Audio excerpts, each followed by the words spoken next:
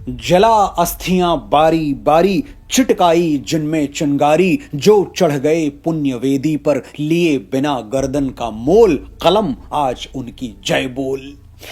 पीकर जिनकी लाल शिखाएं, उगल रही सौ लपट दिशाएं, जिनके सिंहनाद से सहमी धरती रही अभी तक डोल, कलम आज उनकी जय बोल। राष्ट्र कवि श्री रामधारी सिंह दिनकर ने त्याग, बलिदान, पौरुष और पराक्रम के जिन रंगों का जिक्र किया है, उन्हें अगर एक में मिलाकर इस दिव्य भारत भूमि पर उड़ेल दिया जाए तो उसकी आभा में सिर्फ एक ही परम प्रतापी छवि नजर आएगी, और वो छवि होगी महाराजाधिराज चक्रवर्ती सम्राट पृथ्वीराज चौहान की। नमस्कार, मैं हूं मनोज मुंतशिर और आज मैं आपको ले चलूंगा 830 साल पहले गौर यानी गजनी के दुष्ट आतताई डकैत मोहम्मद गौरी के राज दरबार में, जहां छल से आधी रात को हमला करके सम्राट पृथ्वीराज चौहान को बंदी बनाकर लाया गया है।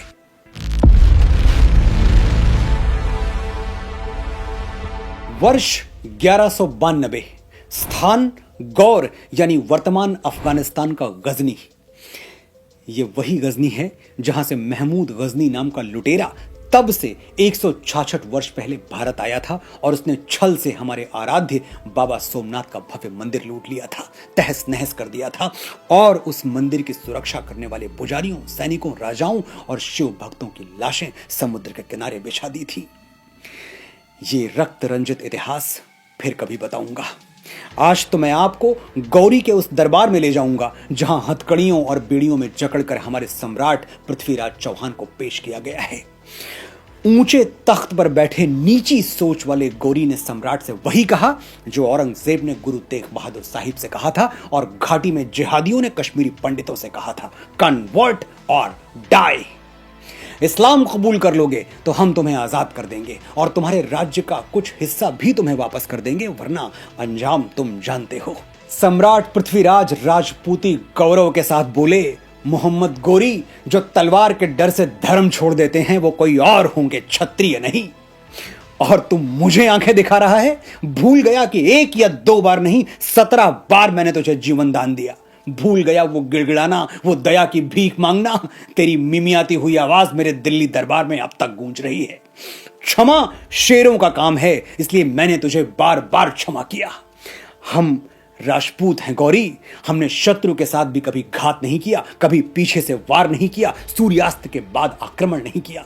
लेकिन तू इतना नीच और कायर है कि तूने मेरे घायल सैनिकों पर रात में छिपकर हमला किया। याद रख गौरी, पृथ्वीराज चौहान को बलिदान होना स्वीकार है, लेकिन अपने देश और धर्म के साथ छल करना स्वीकार नहीं है। सम्राट पृथ्वीराज के इन गौरव भरे अग्नि शब्दों को सुनकर गौरी तमतमा गया और अकड़ कर बोला, आंखें नीची करके बात कर पृथ्वीराज, तू मेरा बंदी है, मैं तुझे मौत के घाट उतार दूंगा। सम्राट पृथ्वीराज भगवान नरसिंह की तरह दहाड़ते हुए बोले, मौत का डर तू मुझे दिखा रहा है, कायर डकैत गौरी। तू पृथ्वीराज चौहान को मौत की धमकी दे रहा है, एक राजपूत को। हम क्षत्रिय अपनी अस्मिता और राष्ट्र गौरव के लिए प्राण देने का बहाना ढूंढते रहते हैं, लेकिन ये तेरे जैसा बुज़दिल क्या समझेगा। 12 बरस लो कूकर जीवे, अरु 16 लो जिए से यार, बरस 18 क्षत्रिय जीवे, आगे जीवे को धिक्कार। क्षत्रिय 18 वर्ष के ऊपर जी गया तो उसके जीवन पर धिक्कार है। हमारी तो शान इसी में है कि जितनी जल्दी हो सके मातृभूमि के लिए बलिदान हो जाएं, लेकिन याद रख, बलिदान होने से पहले एक एक क्षत्रिय 100 शत्रुओं को मार के मरता है। और रही बात आंखें झुकाने की, तो सुन ले गौरी, पृथ्वीराज चौहान की आंखें सिर्फ मां और मातृभूमि के आगे झुकती हैं। दुनिया में कोई ऐसी तीसरी ताकत नहीं जो पृथ्वीराज की आंखें झुका सके, जिसका सारा इतिहास तप्त जगमग है, वीरता वन्य से भरी हुई रग रग है। उस वीर जाति को बंदी कौन करेगा, विकराल आग मुट्ठी में कौन भरेगा। अब जो सर पर आ पड़े नहीं डरना है, जन्मे हैं तो 2 बार नहीं मरना है। मोहम्मद गौरी गुस्से से पागल हो उठा और फिर उसने वही किया जो एक बुज़दिल को शोभा देता है। हुक्म दे दिया, ये काफिर मुझसे आंखें मिला रहा है, इसकी आंखें निकाल ली जाएं। दुष्ट गौरी के हुक्म की तामील हुई और हथकड़ियों बेड़ियों में जकड़े निहत्थे सम्राट पृथ्वीराज की आंखों में लोहे की गर्म सलाखें उतार दी गई। सम्राट पृथ्वीराज को आंखों की बलि देना स्वीकार था, आंखें झुकाना स्वीकार नहीं था। शैतान को दिल बहलाने के लिए भी लहू के फव्वारे चाहिए।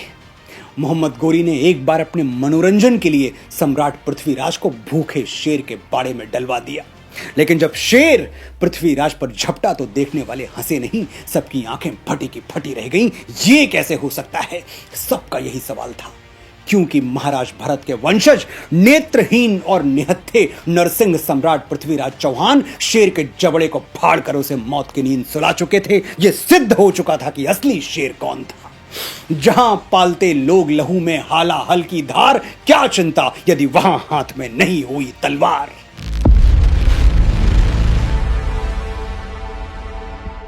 सम्राट पृथ्वीराज चौहान के परम मित्र थे उनके राज कवि चंद यानी चंद बरदाई। गौरी ने उनको भी कैद करके सम्राट के साथ बंदी घर में डाल दिया था। ये चंद बरदाई ही थे जिन्होंने गजनी के कैद खाने में सम्राट पृथ्वीराज को गौरी वध की शपथ दिलाई और कहा, हे सम्राट पृथ्वीराज चौहान, तुम वही हो जिसने वीर चंदेलों को पराजित किया, गौरी को 1 या 2 बार नहीं 17 बार परास्त करके छोड़ दिया। हे भारत भूषण दिल्लीपति सम्राट, शपथ लो कि तुम गौरी नाम के इस दानव का संहार करोगे। सम्राट ने शपथ तो ली, लेकिन अपनी फूटी हुई आंखों पर उन्हें रोना आ गया। वो चंद बरदाई से बोले, मेरी ये शपथ पूरी कैसे होगी चंद? गौरी ने वो आंखें फोड़ दी हैं जो बड़े से बड़े शत्रु को घूर के घुटनों पर झुका देती थी।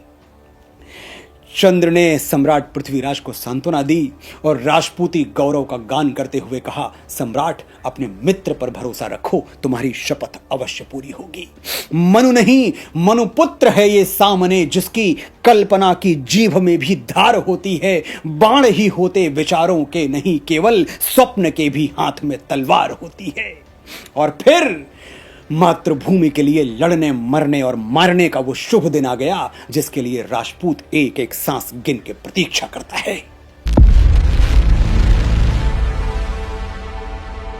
आज अत्याचारी गौरी ने अपने आतंक से लोगों को डराने के लिए, अपने नगर में अपने खौफ को बढ़ाने के लिए खुलेआम सम्राट पृथ्वीराज चौहान का सर कलम करने का फैसला किया है। दरबार सज चुका है, देखने वालों की भीड़ जुट चुकी है। उधर सामने एक ऊंचे तख्त पर मोहम्मद गौरी बैठा हुआ है और इधर हथकड़ियों और बेड़ियों में जकड़े सम्राट पृथ्वीराज को उनके अप्रतिम मित्र चंद्र बरदाई के साथ दरबार में लाया गया है। सर कलम करने के लिए पृथ्वीराज की गर्दन पर तलवार भी रख दी गई है। बस एक हुक्म का इंतजार है, एक इशारे का इंतजार है, कब गौरी का हाथ हिले और सम्राट की गर्दन उतार दी जाए। जैसे ही मोहम्मद गौरी ने हुक्म देने के लिए अपना हाथ उठाया, चंद्र बरदाई बोल पड़े, सुल्तान मोहम्मद गौरी, क्या तुझे पता है तू किसे मारने जा रहा है? गौरी ने जवाब दिया, हां मुझे पता है, एक काफिर को। महाकाल को प्रणाम करते हुए चंद ने उत्तर दिया, तुझे पता होना चाहिए गौरी, तू जिसे मृत्यु दंड देने जा रहा है वो कोई सामान्य राजा नहीं, सम्राट पृथ्वीराज चौहान हैं जो शब्द भेदी बाण चलाने की कला जानते हैं। गौरी हंसा, तो अब अंधा तीर चलाएगा, ये तमाशा तो हम जरूर देखेंगे। पृथ्वीराज की बेड़ियां खोल दी जाएं और इसके हाथ में धनुष बाण थमा दिया जाए। गौरी ने चंद बरदाई के सामने एक शर्त रख दी, अगर पृथ्वीराज शब्द भेदी बाण ना चला पाया तो तेरा भी सर कलम कर दिया जाएगा। चंद्र बरदाई ने मुस्कुरा के उत्तर दिया, ऐसी नौबत नहीं आएगी सुल्तान। गौरी ने हुक्म दिया, करतब शुरू किया जाए। करतब शुरू हो गया। सेवक जो घंटा बजाते, सम्राट पृथ्वीराज के शब्द भेदी बाण उसे फिर कभी ना बजने की आज्ञा देकर खंड खंड कर देते। तवे और घंटे एक के बाद एक टूट टूट कर बिखर रहे थे। जिधर से भी एक बार आवाज आई उधर से फिर कभी आवाज नहीं आई। मोहम्मद गौरी और उसके दरबारी हक्के बक्के से ये करामात देख रहे थे। उन्हें विश्वास ही नहीं हो रहा था कि ऐसा भी हो सकता है। सम्राट पृथ्वीराज की इस अद्वितीय कला को देखने में गौरी इतना खो गया कि अपने तख्त पर खड़ा होकर सम्राट के लिए वाह वाह करने लगा।